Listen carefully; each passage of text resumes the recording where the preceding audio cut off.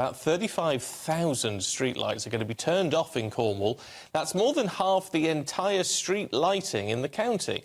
And this comes as the cost of lighting Cornwall at night is set to increase by more than £1 million a year. Yeah. So it's a significant tranche of money. It is, isn't it? But should we switch streetlights off to cut costs and emissions? What about our safety in all of this? Well, let's have a debate about it then, with the Director of Export Unlocked, Richard Bartlett, and the portfolio holder for transport at Cornwall Council, who's Richard Williams-Pears.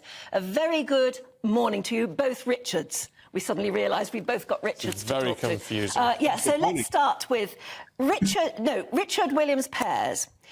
Turn them off. You think it's a good idea. In what way would it help everybody? Well, I think it's fantastic. It really, would you leave 35,000 lights on all night? Yes, streetlights are very useful, but from 12 midnight till 5 o'clock in the morning, very, very few people, especially in our rural area, actually require them. I mean, if you're actually going for a walk or something at that time of night, in a lot of rural areas like most of Cornwall, the streetlights only really light up a small amount of the middle of your village or your town in any case. So it's pretty unlikely you'll be walking everywhere street lit. So realistically, this is a huge carbon saving, very, very good for the environment. We're turning off 35,000 lights. We're also dimming some of the others.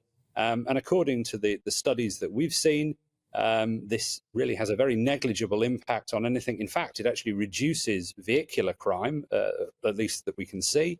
And it brings us in line with most of the rest of the country and also the US, France, Germany, and a lot of other places around the world. Richard Bartlett, why shouldn't you do it?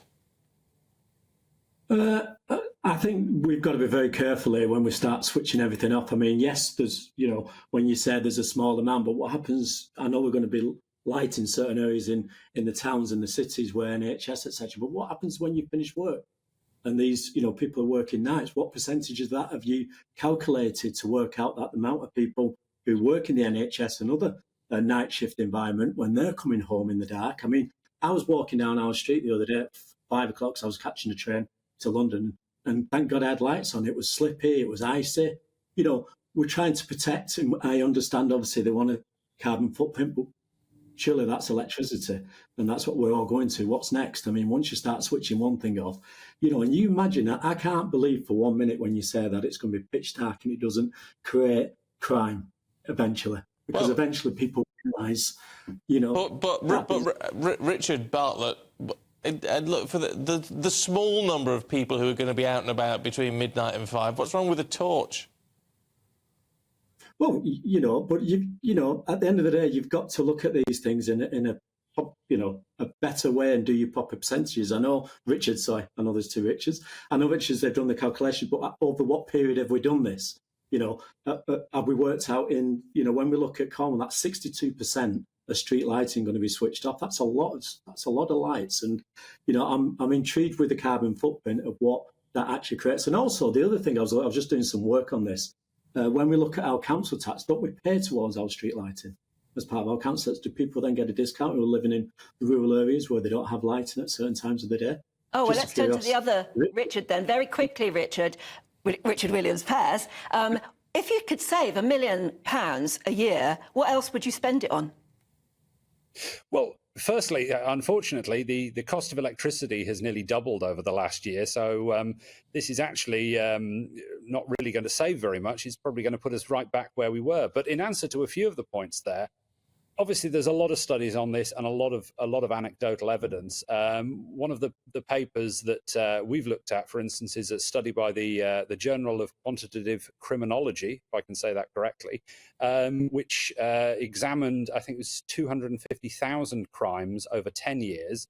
And it found that there was no increase in crime, but actually a reduction in vehicular crime. Because people, of course, use the streetlights to actually look what's inside the vehicles and then decide which ones to steal from. Again, this is also I just want to also add that we're responsive, and if we turned off lights in a particular town or hamlet, And a large number of the people there, or even any number of the people there, came to us and said, this is terrible, this is not working for us, this is absolutely dreadful. Well, we'll turn the lights back on. It's really not a problem. I mean, let's do this in line with most of the rest of the country. Let's see how it works out. And if you absolutely hate it, well, we'll turn your lights on. It's really not a problem. OK. Oh, well, there you go. Richard and Richard, appreciate your time. Thank you.